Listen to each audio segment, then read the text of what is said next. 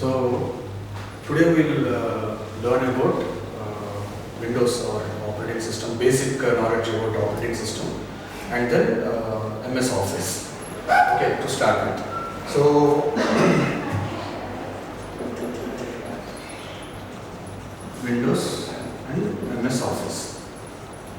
Now when we speak about Windows, initially, I'll come from how it has advanced from the initial invention to till date. Okay, so Windows, it actually started with disk operating system, DOS. Okay, DOS is a single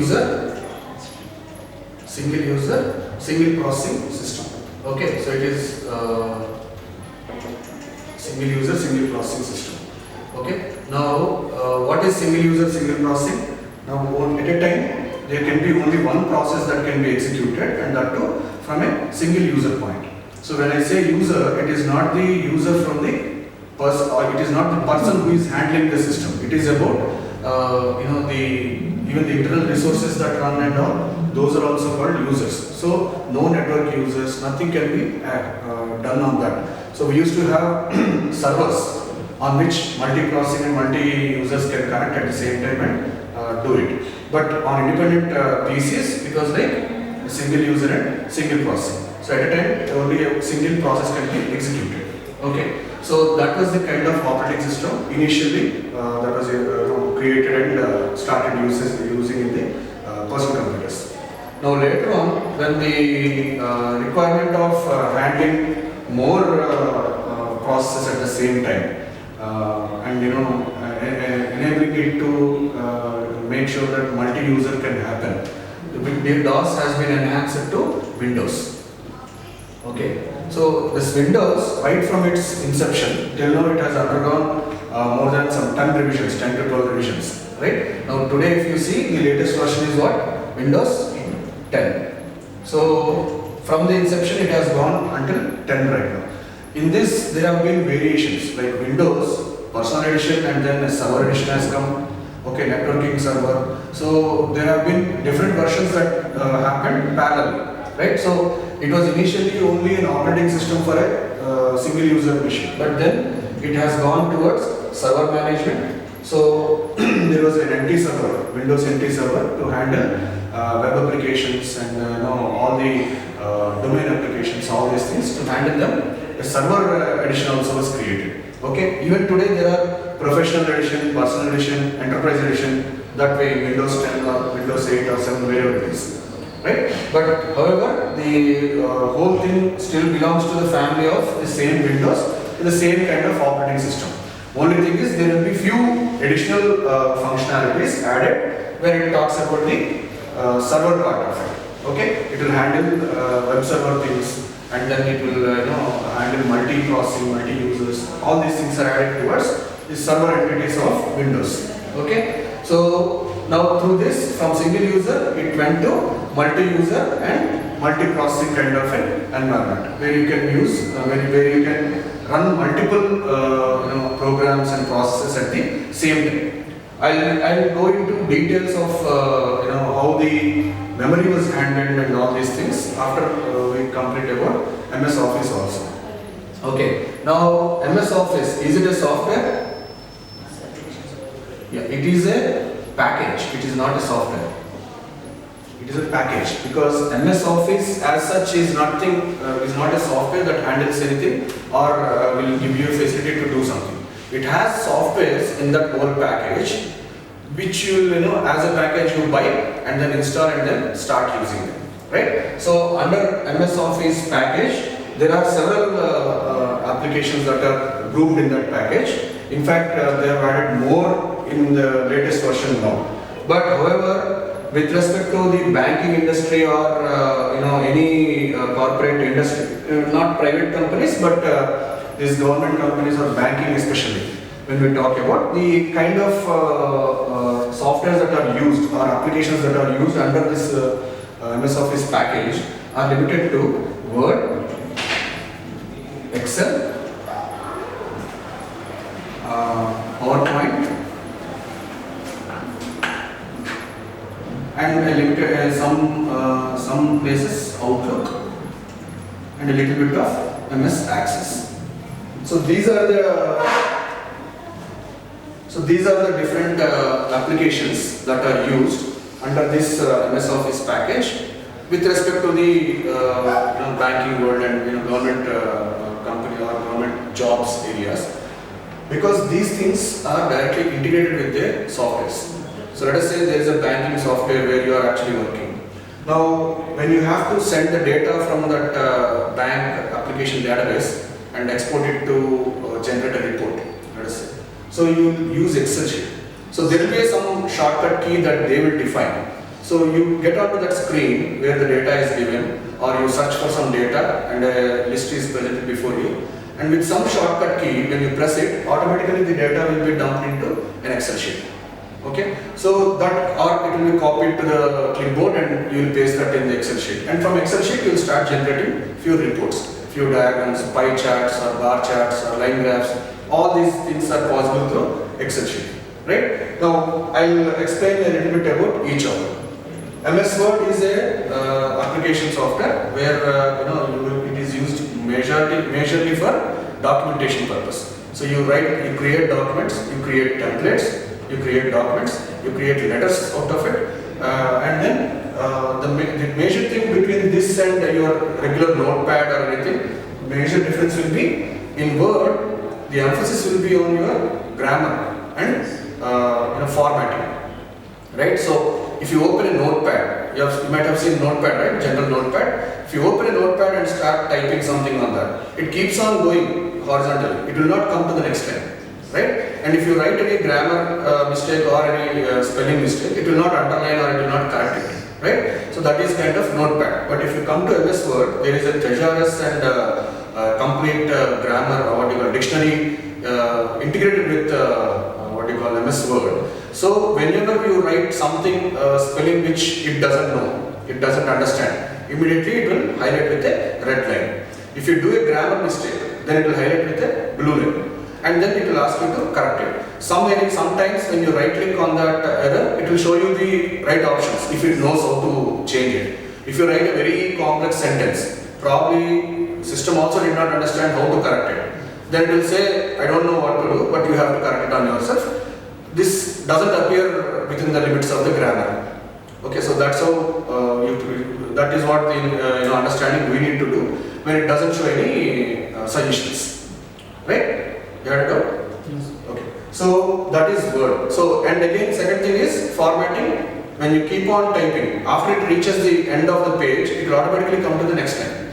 You don't have to scroll it back to the next line or hit an enter and then come. Right? So formatting is taken care, and also the grammar and spelling check also are taken care with respect to MS Word.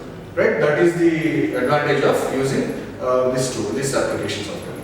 Well, there are a lot of other functions that MS Word is used for, but we regularly do not use all those things. We limitedly use for few types of documentation. Okay? Now Excel. Excel is a very powerful tool with respect to data management. Right? A small company like 100 to 500 employees kind of a company, they don't need to use any ERP or SAP kind of applications to maintain their information, office information or any other thing for that matter. Okay, to generate pay slips, employees information, students information. A company to the kind of 500 employees, they can just manage all these things using Excel sheet. So they can do definitions in that, and then with the definitions, they will start entering the data, and everywhere it will reflect and update. So it's a very advanced tool and very tool that has variety of functions that you can use. Initial days, the Excel sheet had very limited functions of its own.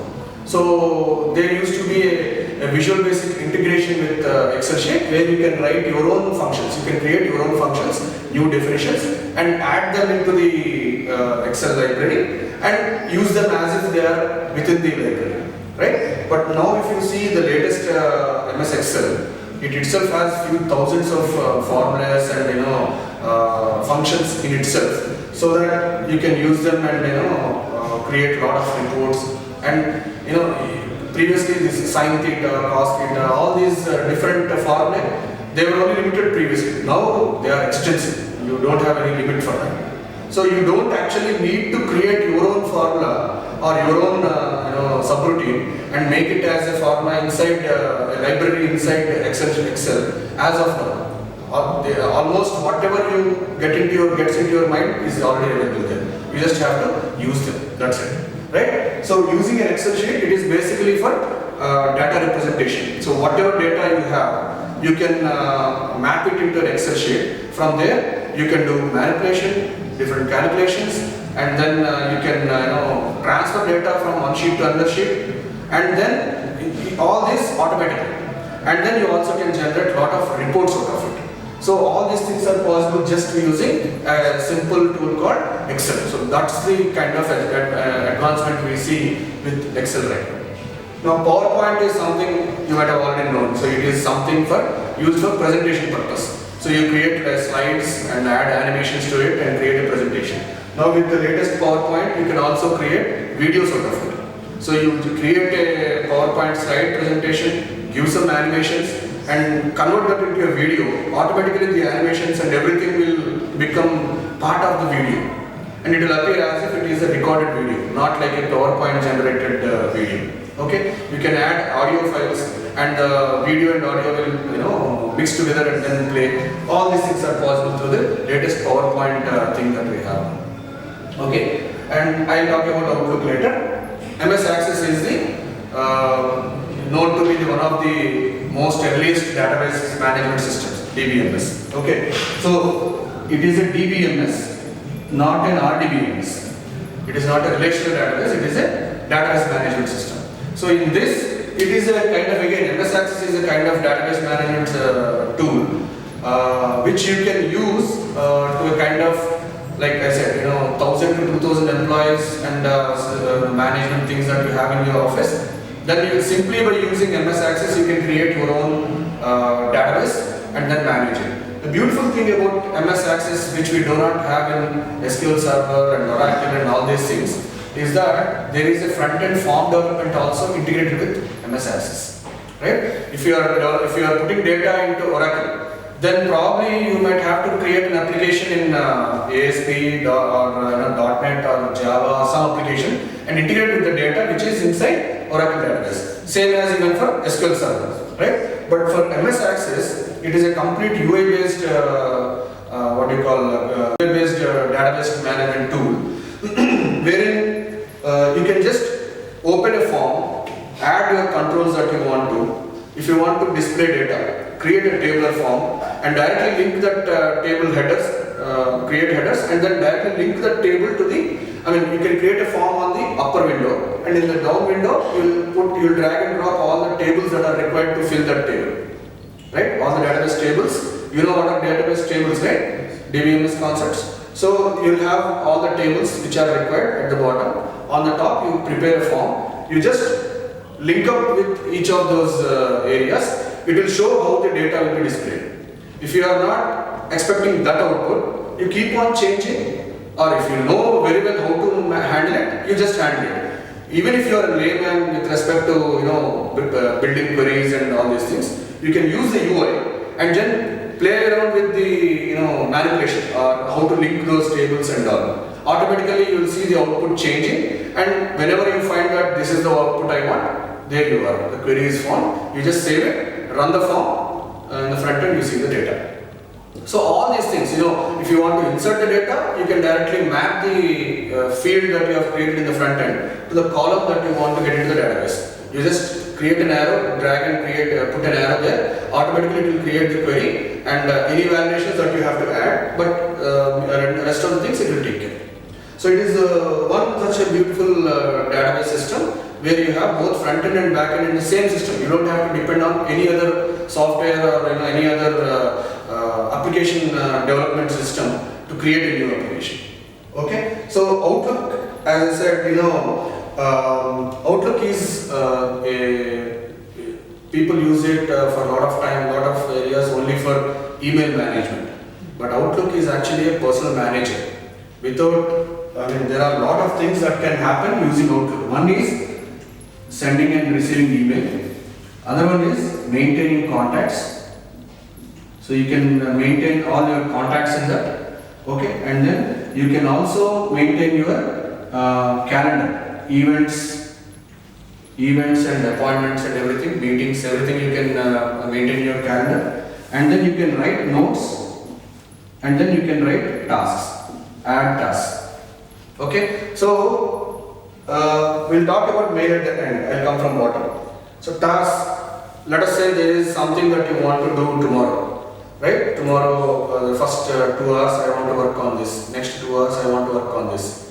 Okay, you create the tasks in Outlook and save them with a date and time. Automatically at that time they will pop up and keep showing on the Outlook bar, so that you know that this is what I have to do. And if you are crossing the deadline, it will change the color to red and it will show that you are crossing the deadline. So that's how you can monitor your own tasks and manage them properly. Okay. Then comes notes, something that you want to keep track of. You do not have a document or anything. Probably you want to keep track of few points that you want to remember. So you write notes, and just like your sticky notes, there will be notes there. You write them and keep them in different sticky notes kind of thing. It appears like sticky notes, but just the colors will not be there. Probably the latest Outlook might also have added the colors. I have not seen that. Okay. So next comes the calendar. In this calendar, one is you can maintain your events. What are events? Events are something that happen once in a while or only one time. Like for example, an event could be a student festival, your college student fest. That happens only once, right? Next year it is a different thing.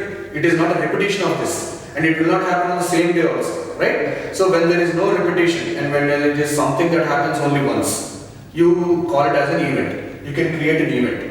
So let us say today is 10th, so 23rd you have some event that you need to remember. Create an event and reminder, it will post a reminder. Or on that event day, if you have to send emails automatically to someone, few people, you can set it in such a way that automatically a predefined email is created and assigned to that event, so that on that event day, when the time comes, automatically the emails will be shot to all the recipients that you have added there. Right? So that is one thing about events. And then appointments or meetings. So you have set up a meeting with someone. You can create that meeting so that just 1 hour before or 2 hours before you want a reminder, you will get that reminder and then you can attend to that meeting. Okay? And then you will have your regular anniversaries or birthdays, all these things with repetition. Birthday every year comes on the same day, unfortunately, right? So you can set up an event in such a way, you can create a task in that and say repeat every year for 10 years or for 10 instances, whatever it is. There are different options. It will give you a reminder. If you create a wishes card and assign it to it, it will automatically email that wishes card. All these things are possible. Okay. Now comes contacts. What are contacts? All your friends, mobile numbers, addresses, email IDs, all these things you can maintain in the contact list. Their contact creation page has lot of things. If they have a web page, YouTube, Facebook, all these things you can maintain at a single point, right? So that is your contacts. And now I will come to mail. Let us say this Outlook. You have, let us say, a Gmail account and you have an Yahoo account. These two accounts online, whatever you are using through a browser, right? Whatever you are seeing there, all these facilities are also there in these things also. Only thing is, it is internet based, right? So this is offline, this is online. So only when you have internet through a browser, you will get to know Gmail. You can manage all these things in Gmail and Yahoo when you are connected to internet and when you log into your Gmail or Yahoo, right? So what is the difference between these two, Outlook and Gmail and Yahoo? What is the difference between accessing email through this and through this? So one is, the basic important thing is thin and thick clients.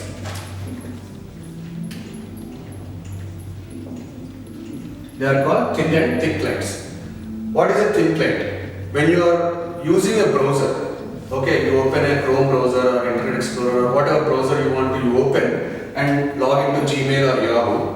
You see the email, probably you send an email, you download something, upload something, you do all your activities, create a contact, create an event, you create a task, you write some notes, you do whatever you want, whatever facilities they have given you, and then you log out and close the browser. Now nothing is visible, right? If you go into the machine and search in your system where you have actually browsed your email, if you go into the system and search, you don't find the email that you have just read, right? Let us say you received an email from Anila Classes. You opened the browser, read the content. Now when you close it, that content is not available offline, right? You cannot see it in the system, right? That is why it is called thin client. So the client is thin, it doesn't hold any content with it. It will just go to the server, bring the view and show it to you, and then again when you log off, it is disconnected. So the content is on the server. You are actually looking at the reflection of the server, not a copy of the server. Okay? Now when it comes to thick client, Outlook is called a thick client. What happens if you open Outlook and download an email? Let us say again, Anila Classes has sent you an email. You downloaded it to Outlook and then you read it completed. Even after you log off, there is a file, .pst file that is created in your folder structure that is available, right? So the email is available offline also. So wherever you are, even if you don't have internet connection there, you just open the system and open your Outlook, you can see the mail, right? Advantage is, even if you don't have internet, you can see your mail. You may not be able to send an email because to send an email you need internet connection. And receive email also you need internet connection. But whatever you have already received, whatever content you have already received, that is there in your system to use offline also, right? Here, when you are using a thin client, that is not possible. But the major difference here, apart from thin and thick client, is Outlook is not a on its own a mail system provider. It is not a mail system provider. Like for example, if I have to compare it with mobiles, let us say you have a Samsung mobile. Can you make a call out of it without a SIM card? Right? So mobile is your your thick client in which you insert a SIM card. Let us say you take Airtel, Vodafone, Idea, whatever SIM card. Unless you insert the SIM card, you cannot make a call. Am I right? So all the call records, everything you can save it in your mobile. But to make a call, you need to have a service provider associated to that. The same way, Outlook on its own is not a service provider. It is just a client. Okay? In that client, you can connect your Gmail account, or you can connect your Yahoo account, or you can connect your Live account, or otherwise, for example, Anila Classes, we have our own domain, mail domain, anilnayanclasses.com.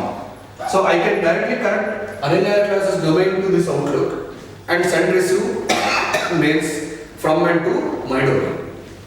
Understand? So when you are watching emails here, they are from either Gmail, Yahoo, Live, or any other email, or your own private email server. So as such, Outlook doesn't have its own on its own. It's not a service provider. It is only a client. Understood, right? Yes. Any questions on this until now? No. Okay.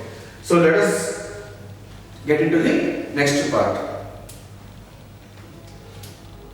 We have discussed all of them, right? Now these things, as I said, these things are integrated with your banking software. So that is the reason they want you to understand. I mean, they ask questions on MS Office only because they want to understand how far are you well versed with these application softwares, so that they don't need to teach about them. They just need to teach you the integration and how reports have to be made out of it. Okay. And for this purpose, as I said, there will be some key that you need to press. As soon as you press that key, the data will be coming into your Excel sheet or into your PowerPoint, wherever it is, right? So those things are called shortcut keys, right? Now there are different kind of shortcut keys. I'll put them into two things. One is function keys, and the other one is universal shortcut keys. Third one will be program specific shortcut keys. Okay. Now, what are function keys? There will be F1 to F12 on the keyboard, right? So all those keys are called function keys. Now, in these function keys, there are few keys which are universally treated as the treated for the same result. Like for example, if you take F1, if you press F1, help will be opened. Help of what? Help of that application, whichever you are running actively right now. Right? There will be an active window and an inactive window, right? So if you are in MS Word and if you press F1, the help file related to MS Word will be opened. Okay? If you are on Windows, and if you press F1, it will show you the help file for Windows operating system help file. Okay? So whichever application you go, so usually whenever or whoever develops an application, they reserve this F1 key for help. So everyone defines their own help file. So they assign F1 key to that help file, and whenever you click, that F1 that help file will be opened for that application. Usually that is what happens everywhere, unless they do not have any help file or they want to use F1 for something else. They don't use it for anything else except for help. Okay. So as I said, function keys are used for different purposes in different applications. So F1 key falls under the category of universal, it is not a shortcut key, but it is a universal key, function key. Okay. And the rest 2 to 12, whatever are there, they all fall under the category of program specific. So each program will act differently or give you a different result when you press F2, F3, F4 until F12. Okay, so majority of the times the function, any question that gets to you, that you are asked in your banking exams about function keys, they ask you about how they work in MS Word and Excel. These are the two areas. They will ask what if I press F2 in an Excel sheet? What if I press F11 in an Excel sheet? So when they ask you a question, what will be the output when I press F11? The default question that comes is from either Excel or Word. So you don't need to understand how these function keys will work in different applications except these two. And most probable case is the question comes from Excel because that is the more data oriented area, and these things are only for templates and documents. So those things are not regular. But the usage of data and manipulation of data and creating reports and all will be a lot of work that you do with respect to integration with Excel. So most of the times that function key questions that come will be with respect to Excel. Even when these universal shortcut keys and program specific keys are asked, they are also mostly with respect to Excel and Word and Windows also. Some questions they will ask with respect to Windows also. Okay. Now let us say universal keys. What are universal keys? Let us say a few examples of universal keys. Control A, what does it do? Select all. Control A will select all. Either it be Word or Excel, PowerPoint or any other application. Usually, even in Windows, when you say Control A, it will select all the files or folders, whatever are there in that visible structure there, right? Wherever you press it. Now Control C will copy, Control V will paste, Control X will cut, Control Y and Control Z are undo and redo, right? So these are different things. In fact, one more, Control S is for saving. Most of the applications Control S is used only for saving. Okay, so these are few shortcut keys which I am mentioning here with respect to universal shortcut keys. What is a universal shortcut? Wherever you apply them, the result is same. Wherever you apply them, the result is same. Either you apply it on Windows or MS Word or Excel or PowerPoint. Wherever you apply, the result will be same. Okay? Some areas, control Y and control Z may not be possible. For example, you delete a file and say control Z, the file will come back from the dustbin, from your recycle bin, right? But if you shift delete, what is shift delete? Delete the file permanently. Now if you do the permanent deletion and say control Z, it will not happen. Right? So wherever it is not possible, these things will not work. But wherever they work the same, they give the same result when you do it. You understood the meaning of it, right? So that is how the operations happen with respect to universal shortcut keys. There are a lot of them. These are few things that I have given you here as example, but there are a lot of them which are universal shortcut keys. So just understand what are those universal shortcut keys, how they work in different applications and where they work and all, and that should be more than enough for you. Okay? So then comes your program specific shortcut keys. These program specific shortcut keys are not in tens and hundreds, they are in thousands. Okay, so rather than discussing about those keys, anyway, those keys may not be working the same way in your banking application, and they may not be working the same way in Excel and Word also. Right? So they will have different things in their own way of doing it. So these program specific shortcut keys, you need to understand what they do.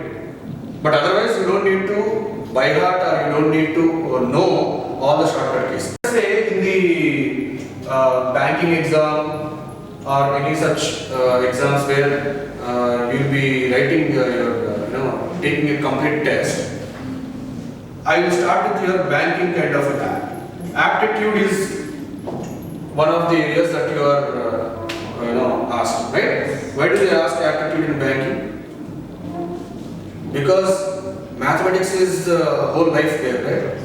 When you are in a bank, 80% of the time or at least 60% of the time you are working only on mathematics, either counting or subtracting or multiplying or dividing, something or the other. But at the same time, you need to do it fast. The faster you are, the better your question is, right? So that is the reason they ask you about aptitude. Now why do they ask reasoning? Why do they ask reasoning? What is reasoning?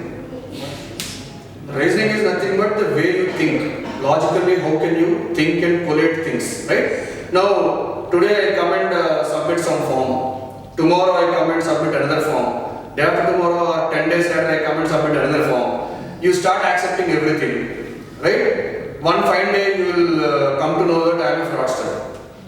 Right? The person who is coming regularly and doing something is actually trying to do some fraud. Unless you have some logical thinking, this guy has come and submitted a form. Luckily that guy is submitting the form to you every time he comes. Let us say he is taking some 10 days gap every time he comes. But even then, he is submitting to you every time. Okay. So your reasoning, your logical thinking should be, even if you see that person first time and second time and third time, you should be able to understand that I remember this guy, this signature, I remember these details I remember. I need to cross-verify. What is he trying to do?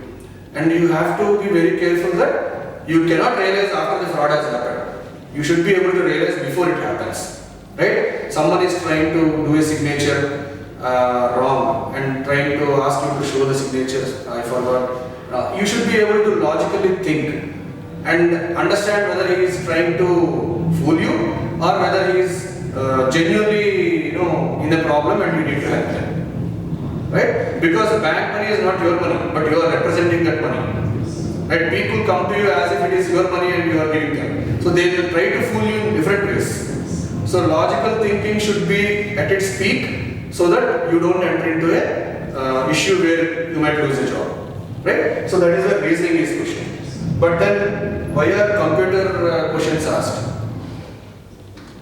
Of course, computers are something that you use every day there because automation has reached a good extent now. So we will be using computers. But anyway, they will be training you. On aptitude and reasoning, they cannot train you. So they ask a good number of questions so that they understand that you are very good at that. But computers, they only know until the awareness part. They don't take you to the depths of it. But why do they need to even ask those few questions also? They will anyway train you. So why do they need to ask you questions? Just because once you get into the job, and see a system, you should not be, you should not put a face like, oh my god, what is this? I am saying this for the first time. Right? So they only ask you questions on awareness, not knowledge. It is not about your skill, it is only about your awareness. So whether you are aware that these exist or not, whether you are aware that these can be used in this way or not, shortcut keys are also one of them. Why do they want to ask you shortcut keys? Because if I write here control plus A, what will you do? You hold control and then press A. That's what you do. If you start searching where is plus, the banker is gone. Right? Because you don't know what this means. Control plus A means you have to use this and this, not use plus also. Right? So you should have that basic awareness so that you are not at 0 when they have to take you to 10. At least if you are at 3 or 4 or 5, then probably taking you to 10 is easy for them. So that is the reason these questions are asked. And I told all this only because to make sure that you understand it is only about the awareness, not the knowledge or skill. Except if you are going for a specialist officer, they will ask you about skills also. They go into the depths of it because a specialist officer is required to enter into the areas where the others don't enter. In their areas. Like if they are computers, they might ask a lot of questions in computers to the depths of it. If they are electronics, they will ask a lot of questions in electronics in their subject to the depth of it. Okay, so that is specialist officer. But for a PO and a clerk kind of a position, only it is limited to awareness. So understand that whatever question you get with respect to this, you have to apply a logical thinking and answer the question. Do not complicate the question and think that he might be the banker might be asking me something very complicated about the computer. No, they are only verifying whether you are aware of a lot of things in that or not. So they ask you the width of the service. They don't go into the depth of the service. Get my point? So, just to make sure that you understand this, I told you about that.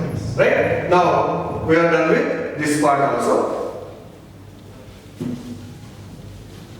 Let us get to the main part of Windows. Now, an operating system. There are a lot of things that an operating system can provide us, but what we will discuss here is only a few things that are required for your examination purpose. Okay.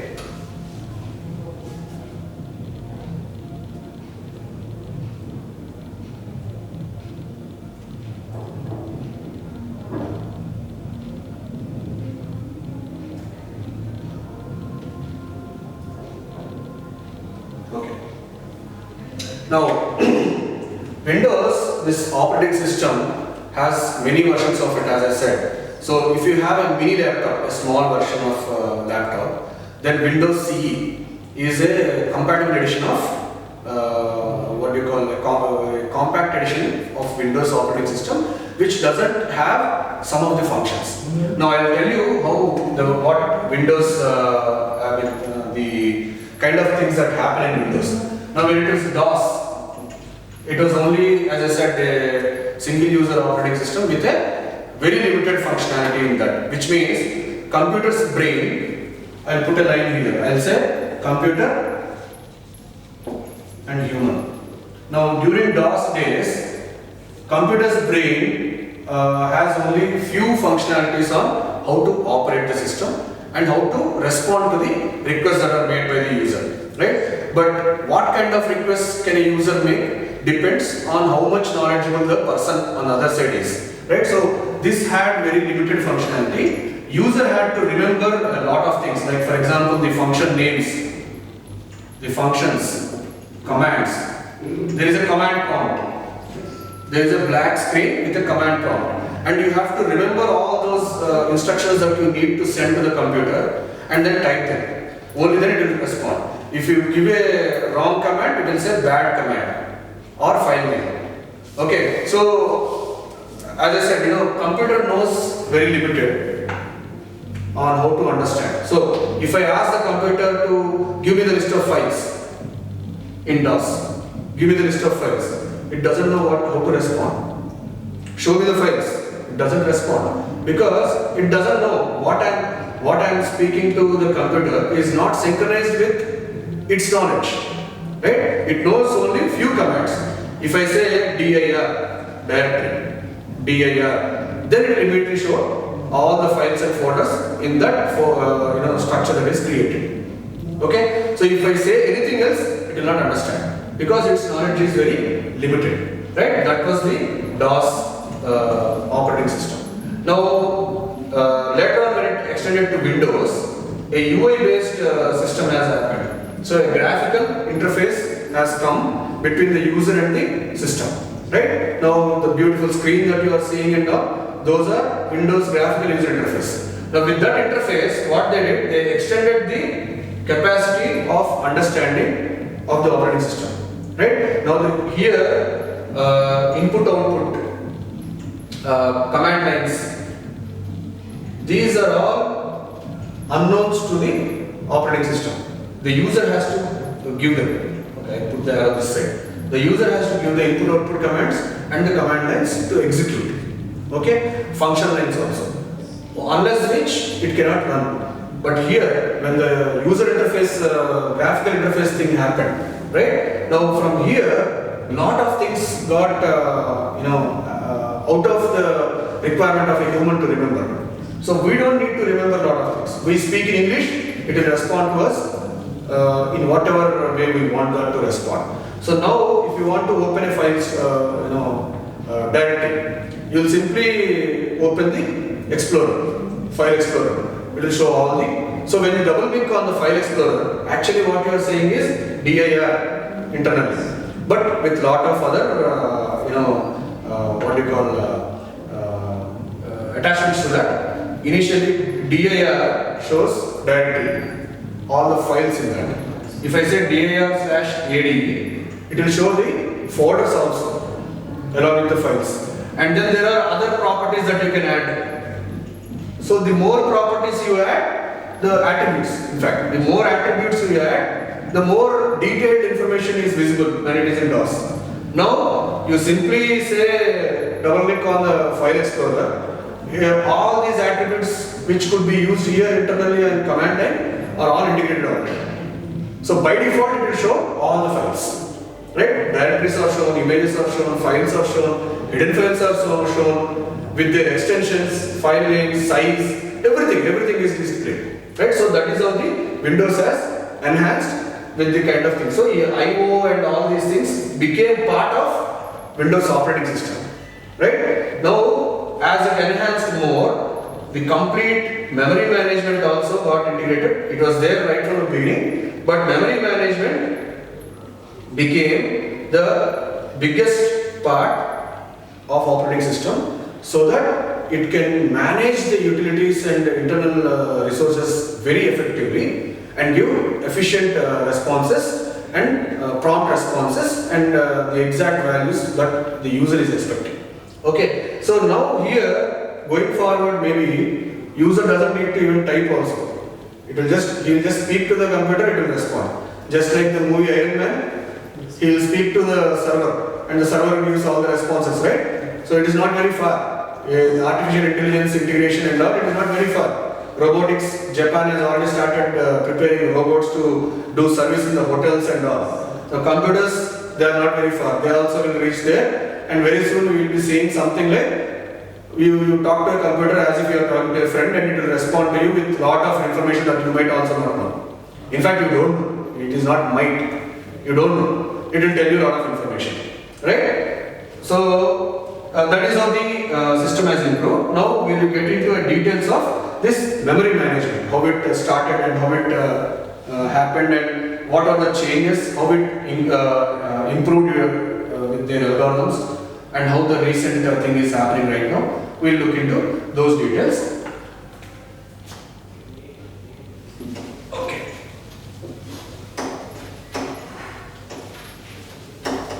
Are you able to understand, or is there anything that I need to slow? Nothing as of now, right? Okay. So, well, first few things that I will tell you is, what is the difference between RAM and ROM. Major difference, not all the differences. What is the major difference? RAM is volatile memory.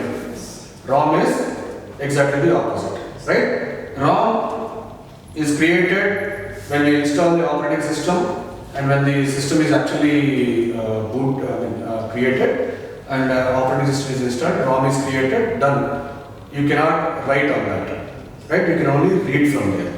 And the content on that is permanent. Okay. RAM is a temporary memory used for storing the temporary variables and the content, instructions, and then erase them when the task is done. It's like if you have to compare with real-time word, it's like our Gajini, right? So a temporary memory loss person, you might have seen the movies, right? So it's like that. Wakes up, nothing is there. Okay, so now the memory management mostly happens between RAM and your hard disk. Okay, so how this swapping is done, how the memory is managed. Initially, this combo was not there. Now, to the latest thing that has upgraded. So initially, how it started, memory management.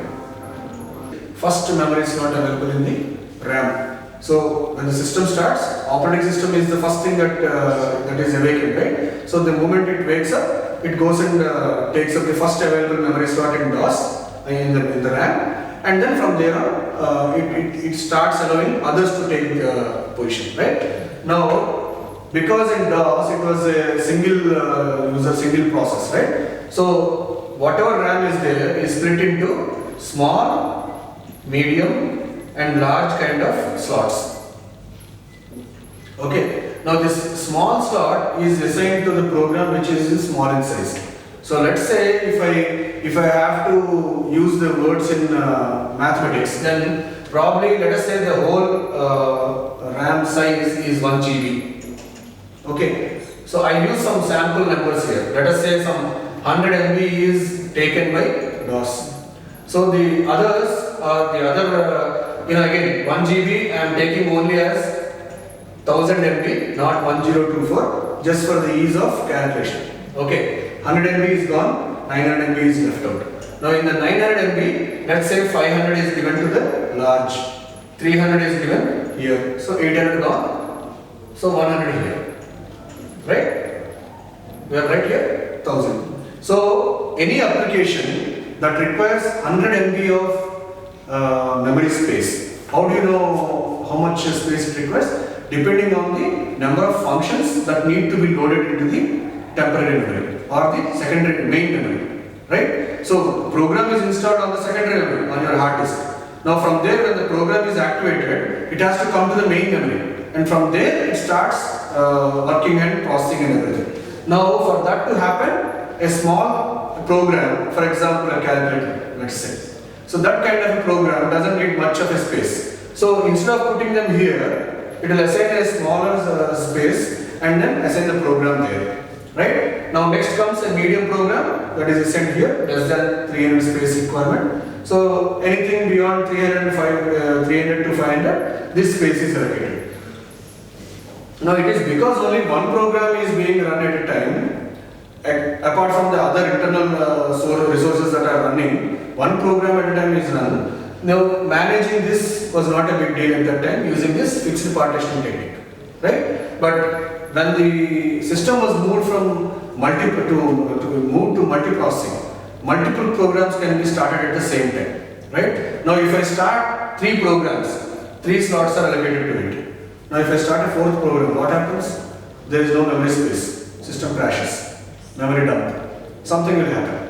Right? So the system will crash and it will not be, it is not the feasible way to use the the memory that is created, right? Or available. So what they did is they started changing the algorithm. They started adding queuing mechanism.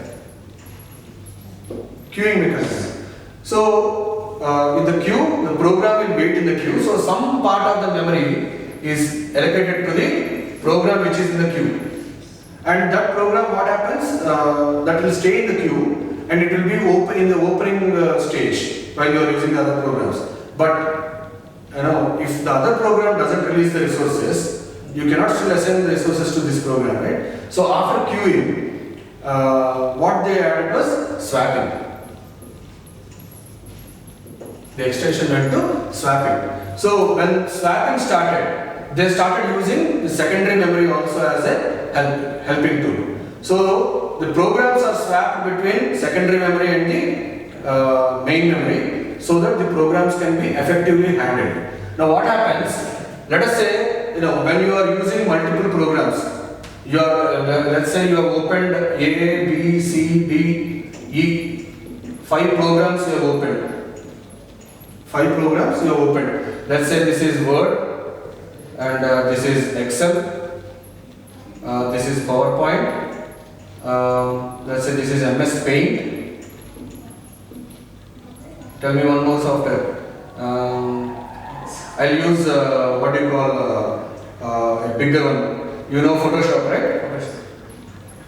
Photoshop. It needs huge number of resources, right? So let us say these are 5 different softwares that you are working on right now. When you are writing something in Word document, parallelly can you work on Photoshop or Paint or PPT? When you are working actively on MS Word, typing something, can you parallelly work on any of these things? You cannot, right? Because in fact, I'll remove this, I'll say browser. I'll add a browser, okay? So, none of these you can actually actively participate into.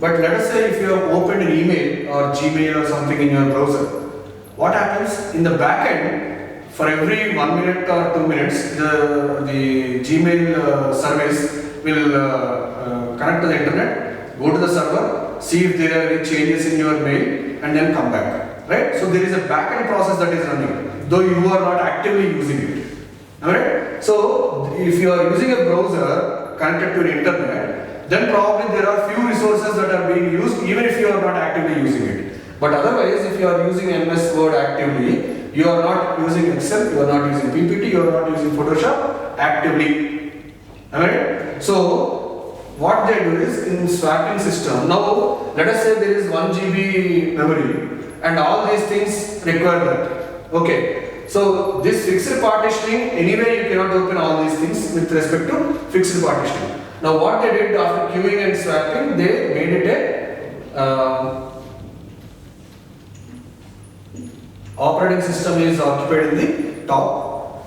Now the rest of it is all available for any program. So instead of partitioning them, they started using it as a single memory slot.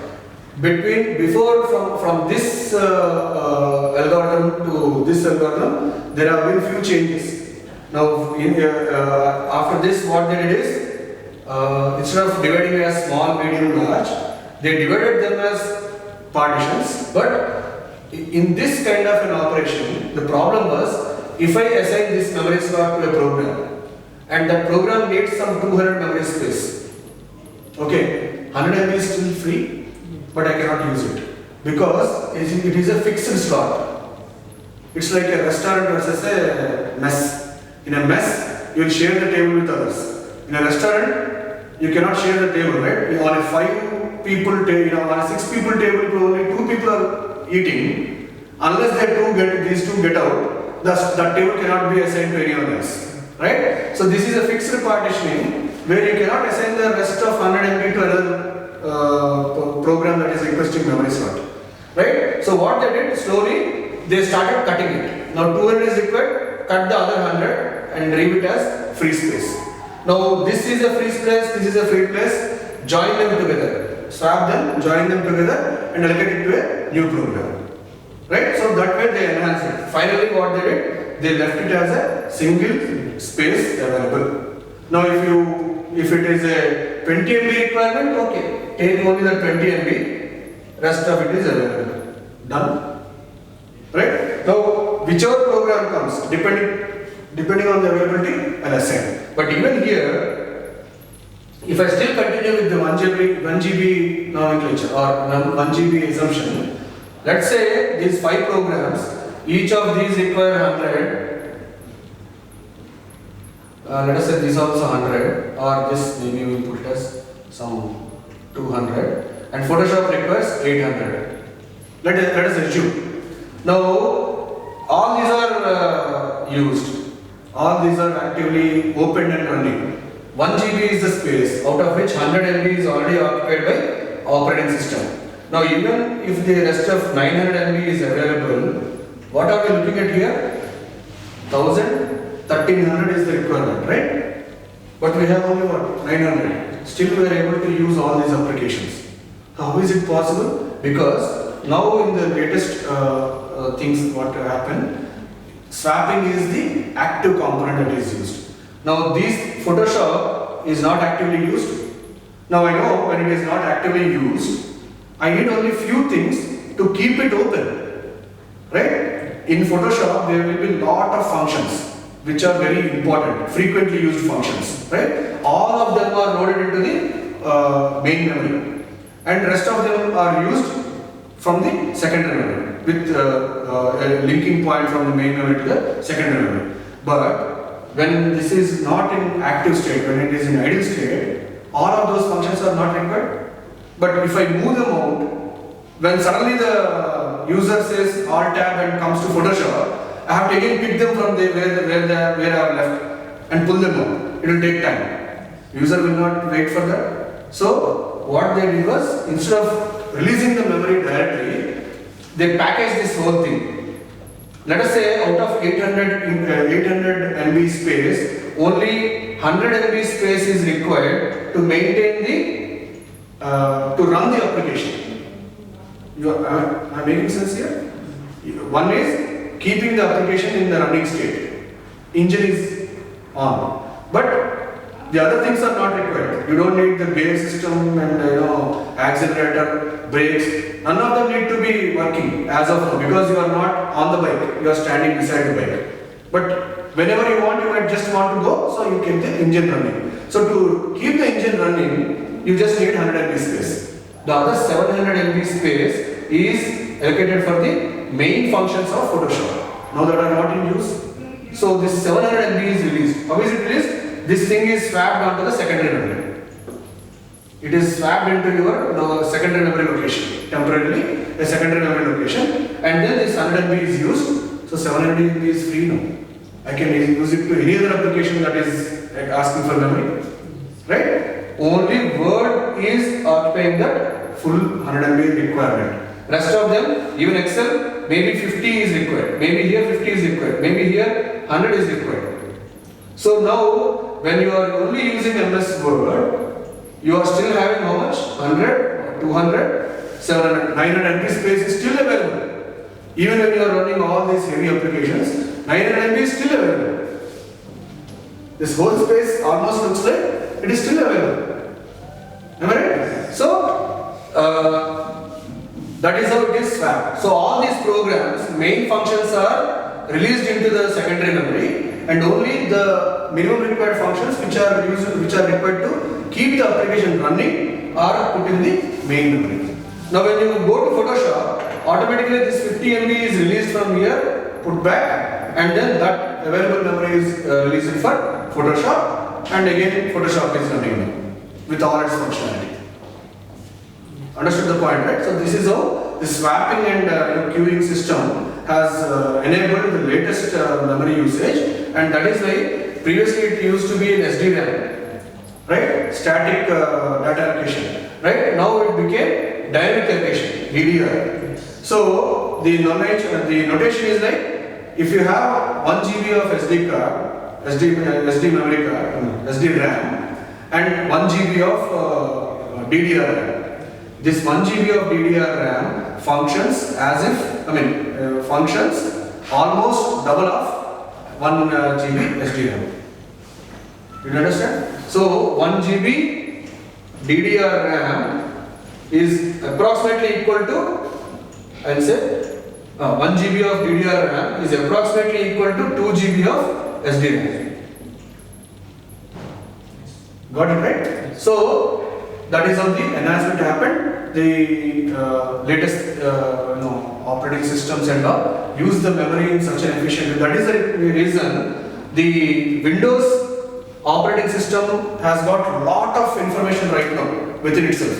lot of operation libraries, lot of function libraries, command line libraries, lot of them are there. Even shell operations are also included into the Windows operating system right now, some of the shell operations, right? So when most of them are there here and very less is left from the human to give it to the computer, it also needs lot of temporary memory and processing speed so that it can efficiently work. So that is the reason in this operating system, probably even if you had 8 MB RAM, the system used to run very fast, even with 128 MB RAM. If you install 128 RAM now, you don't get it now, but even if you try to find out and install it in your machine, operating system itself will not install it to that. Forget about running. Operating system will say, I cannot even install myself onto the system because RAM is not there. Right? So, along with the increase in this, the necessity of RAM and all this power also increases. So, if you see the, if I have to put it in a triangle, this is operating system, this is the processor speed, this is the processor, this is the RAM. Only if you have all these three in the equal variants, your system will function well. Now let us say your operating system is old, Windows 7 or Windows, let us say Windows XP or something before Windows XP, right? You have a very good processor, i7 processor. You have 8 GB RAM. That much is actually not required for the system, right? It is too unnecessary speed that you have actually added to it. Okay? Now let us say you have only 2 GB RAM and then some Core Duo processor, and you are trying to install Windows 8.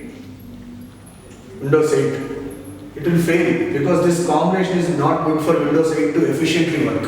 It will work more probably. If it installs, probably it will work. But it will be like, you do some operations, go, have some breakfast or something, come back. By the time this will be either finished or it will say error because of low memory. Right? So, unless you have all the three at the right combination, system will not effectively work for you. Okay? So, that is this triangle of requirement. Okay? So,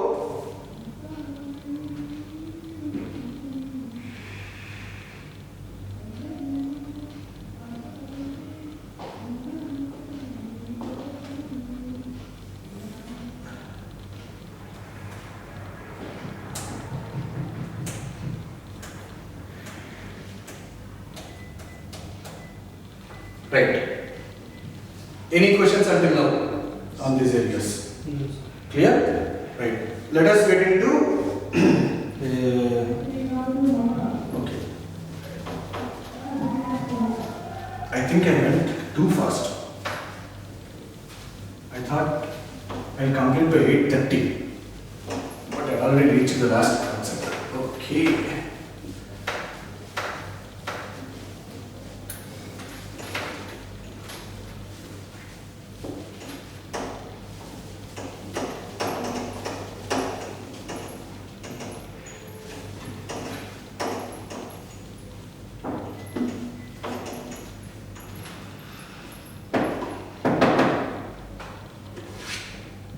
Okay, let us finally discuss few things about database management system.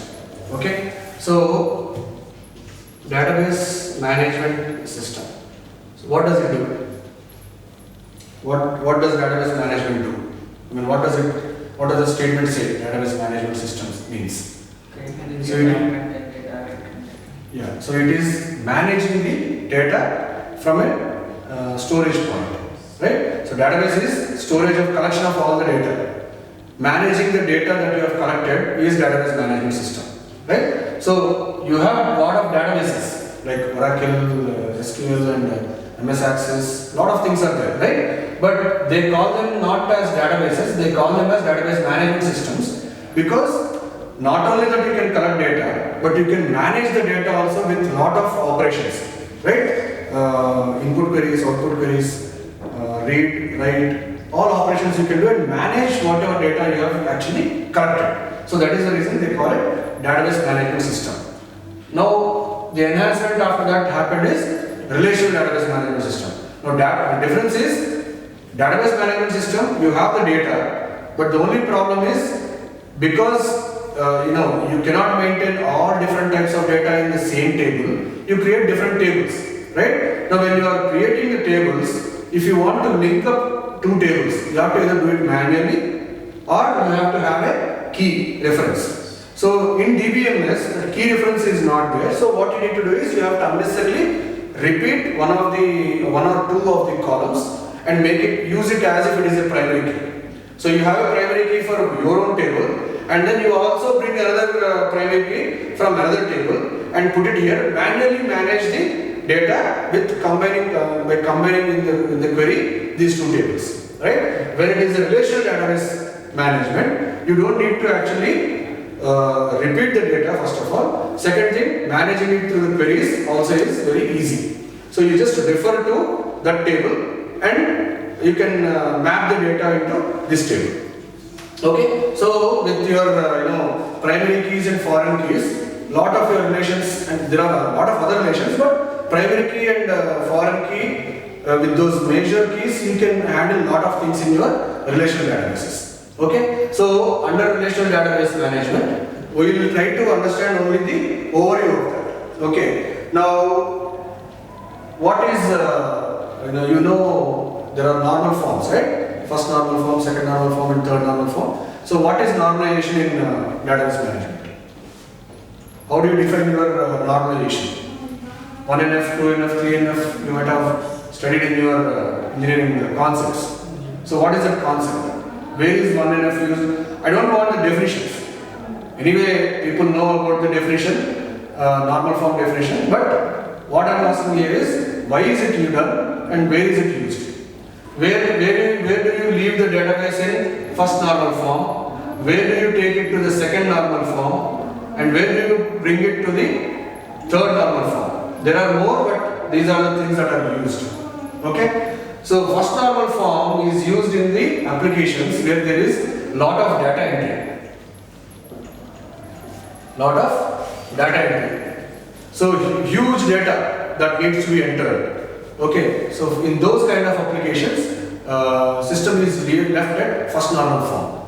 It is not that the whole database needs to be in the same thing. Where the data entry happens, that part of the database can be designed in first normal form. Right? When there is a lot of reporting,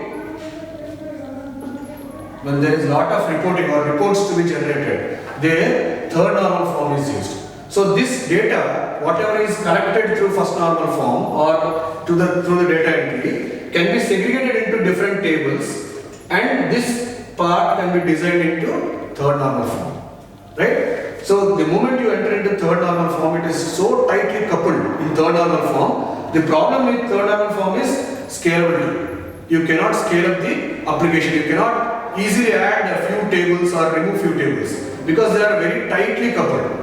In this way, they are, in fact, you can call them almost independent. They are not coupled, or they are not tightly coupled. You can almost call them independent. But here they are very tightly coupled. So if there is an application which is handling both, or you can simply say manipulation is more. Where manipulation is more, like for example your banking kind of thing.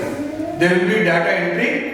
There will be a lot of manipulation of data, calculations and manipulations will be there, and there is a lot of reporting also. So usually what happens, either the whole database is designed in second normal form, or they use these two forms for data entry and manipulation, and then they collect the data into a different database and put that in third normal form to generate reports out of it.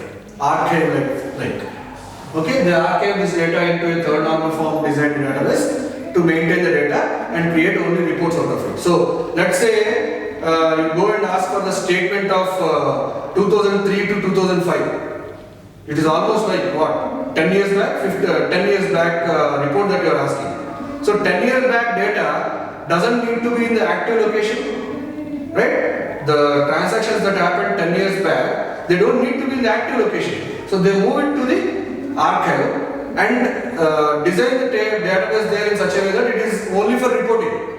They cannot go and manipulate the data. right? The transaction is wrong, I have to update it now. It cannot happen, it's been that time, right? So they move the data there and then they put it in archive. In most probable cases, the archives will be in third normal form because it's only a report generation. The more that the tables are coupled very tight, it becomes so easy for you to write the output queries. You write a simple select query with a very limited joins in that, and you get the complicated data report out very easily.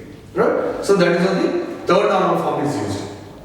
Now, what are the different languages that you know? Is the data, but data definition language doesn't mean what you are entering. It means the definitions of what you are entering. Understood? So DDL, and then next one is data manipulation language. Right? So the data definition language and data manipulation language, these two are like the definition level, not at the data entry level. Okay. So the data definition language is, now let us say you need to enter a name into the database, into the table. What is name? What will it contain? Text. Right? Alphanumeric values, most probably. There might be, Charles Xavier 1, Charles Xavier 2. So there could be numbers also in that. So usually the names are alphanumeric.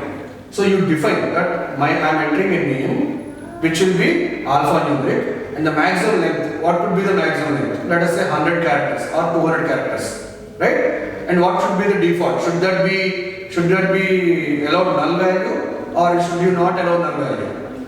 All these definitions that you make, that all is a data definition. So you are defining how the data should be entered into the table. So that is what is your data definition language. Right? When it comes to data manipulation, what is data manipulation? Right, all your CRUD operations. You know what is CRUD? CRUD. Create, read, update, delete. We will call it as a CRUD operation. So a CRUD operation on the data manipulation or on the data is your data manipulation language, which are your all queries, stored procedures, triggers, all these things that you write in different database systems. All these are your data manipulation language. Data definition language is when you are defining the data, what you need to enter, not at the data level, at its definition level. Understood the difference now? Okay. So these are the different languages. Okay. Now, what do you call a PLSQL? You know what is PLSQL? Programming language. SQL programming language. PLSQL is nothing but your queries. All your select queries, insert queries, update queries, all these operations that you do are your PLSQL language. Making sense, right? Now this DDL also is nothing but your CRUD operations made on the definition level. So how do you insert a column, a new column, you delete a column. When you are defining a table, this is column A, this is column B, this is column C. Under this column, you actually enter the data.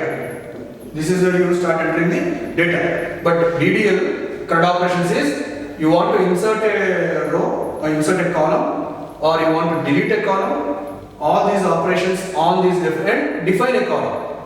All these come under your DDL exercise. Clear? Yes. Right. Now let's see. Okay. I'll talk about a little bit on the anatomy of the tables that are used. Now there will be in a database. Have you seen the output of a table design? In your projects or anywhere, have you seen the output of a table design? You create a table in SQL or Oracle or Access or anywhere. You create a table. Have you ever seen the output of the table? It will be like, structure will be similar to this. You will have the headers here, right? Yes. The headers are here. So the header is, for example, serial number, name, age, gender. Let's say these are the few things that we have collected. So these are the headers that you have created. For each of them, you have defined for serial number, you will say it is a numerical value. auto increment. For name it is a alphanumeric value 200 text or alphanumeric. Age again it is a number maximum of let us say 3 digits, right? So gender, again gender could be a boolean, male female. If you want to add even the third gender, then you will say a numerical value 0 1 2. 0 is male, 1 is female, 2 is transgender. So you will maintain that way. Now whatever you enter here is all your data. Right? Now this is your table structure. Have you ever seen in any database a table created like this? Serial number, name, age. Have you ever seen like this? Why not? Why can't you do it like that? Even if you enter your headers horizontally or vertically when you are creating them, the output always will come like this only. You will never see an output coming like this in any of the databases. Why? Because there is a definition created at the database level. Okay, there are boundaries that are designed for the database. You cannot go and design anything beyond those databases. I mean, the designs, right? So, where are these designs? How are they used? That is something very, very interesting, right? There is something called system tables. In your let us, I am taking an example of SQL server, SQL database server. There is something called system table. What is system tables? Predefined tables. Yeah, not definitions. Don't give me definitions. Tell me, what is a system table? What does it do? What is the purpose of a system table? System table is this definition. How do you write? You know, there is a limit on number of columns that can be created. There is a limit on the size of the column that you can mention. You cannot say my name and say for each row give 1 GB, right? So there is some limitation on every definition that you create. You cannot simply say, you cannot say star, hash, ampersand, some cap. You cannot put this as your header name. There are some limitations, right? There are some reserved words and there are some limitations on which characters you can use. All these things. Name, length of the character and what all symbols you can use. For everything there is a definition. All these definitions are stored in your system tables. And how these tables should operate also is stored in your system table. If you have created a relationship, let us say this is another table. If you have created a relationship between these two, those relationships, everything comes from the system table. So if I have to refer, okay, there is a connection from here to here. This is primary key here, this is foreign key here. Now what is primary key, what is foreign key? These two, if they are related like this, how should I behave? Now a query has been given, right? While executing the query, system will see first the tables and then primary key, foreign key, and there is a relationship given. Now how should I understand that? The whole understanding and logic is given here. So based on this, the query will prepare an execution theme, and based on the execution theme, it will execute. Okay, so the system tables will support your main tables that you are creating to provide all the instructions, guidelines, and limitations, everything. Right? Now these are the system tables. Now next comes your user tables. What are user tables? Data to store the data from the users. These are user tables. The tables that you have created are nothing but your user tables. Right? All these tables are user defined tables. These tables also will go and store in a separate location. Okay? Now comes your user information. What is this user information? What information to store in the tables? No. User information is the database user or the program user or the end user. Now, when you create these databases, you will create some users, right? Yes. Outside the database, you will create some users. This user will have administrative permissions on this table. This user will have only read and write permissions. This user will have permissions for only read only. All these things, whatever you mention, that is your user information, and then the other one is your permissions table. This permissions table is not the table where the permissions are stored. User information table will store the permissions, but what are the actual permissions? Different types of permissions that are there. That guidance is provided by this permissions information. Right? So in this area, all different permissions are listed out. They are created, and based on their operations, when you create a user A in this table and say admin, right? Now this will show you whether this admin is there or not. Now let us say you have assigned an admin to the A. What does admin do? What can admin do? Again, those things are also in this permissions definitions, right? Based on these definitions, whatever operations that administrator will perform on this, it will see if they are possible or not, and then based on this authentication, allow them to do it. Understood? So this is about your basic SQL and database management system.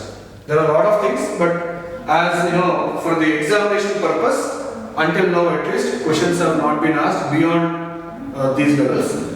Maybe they'll give you a query and ask you whether this is a read query or an insert query or an update query. What kind of query is this? Okay, so you should understand and say if there is a select star from so and so table, you should understand that this is a reading query, right? So insert, delete, based on different actions that are written in the query, you should understand it and accordingly make sure you write the right answer. Okay, so these are the different concepts that you need to know with respect to database management system.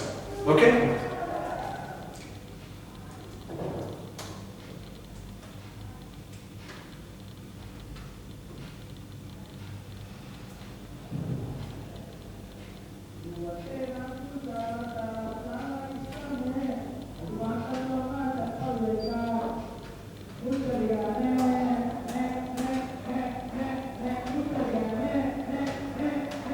So I think we are done here.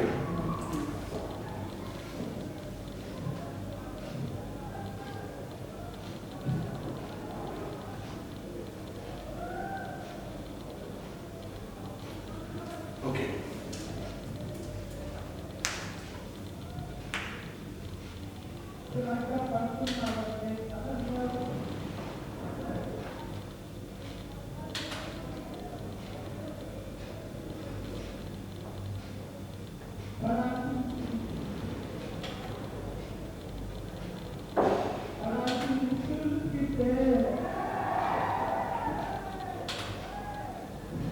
Understand Telugu? No. That's why you are not able to enjoy what they are saying.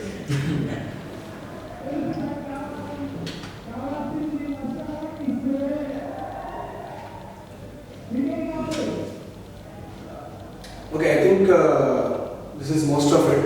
So I will cover the first lesson of overview. Overview is basically covering off all these topics at a higher level and talking about internet, LAN, networking, all these things. And that will be the session that you can take next time whenever that happens as a repetition or whatever the batch. So any question if you have, I will now take those questions.